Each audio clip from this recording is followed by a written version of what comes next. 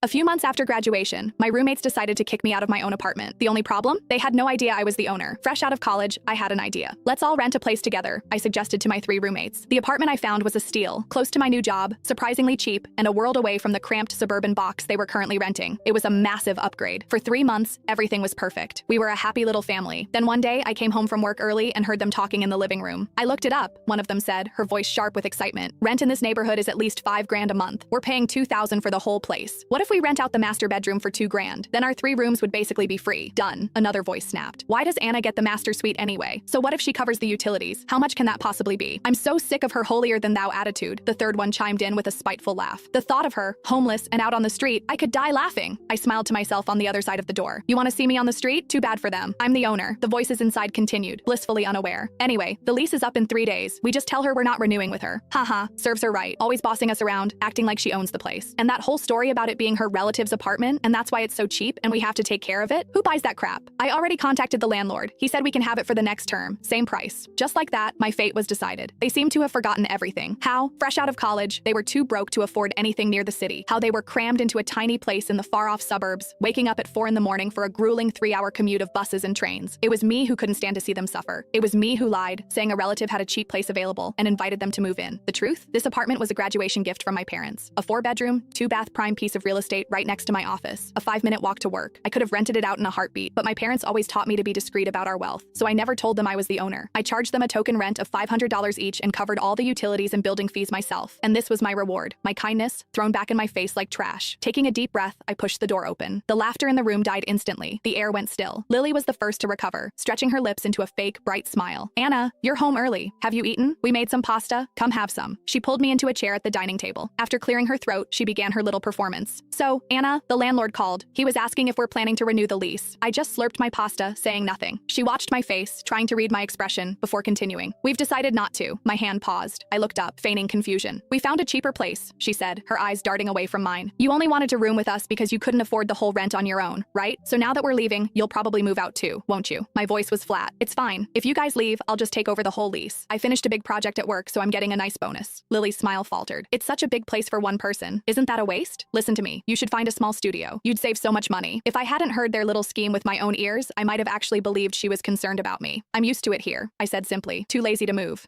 Jenna, who had been silent until now, finally exploded. She slammed her fork down on the table. I was trying to be nice, but you're just not getting the hint. So let me spell it out for you. We don't want to live with you anymore. We want you to move out on your own, so don't force us to get ugly about it. I stared at her, my expression cold. I found this apartment. I signed the contract. Why should I be the one to leave just because you say so? Ava, who had been quiet the whole time, finally spoke.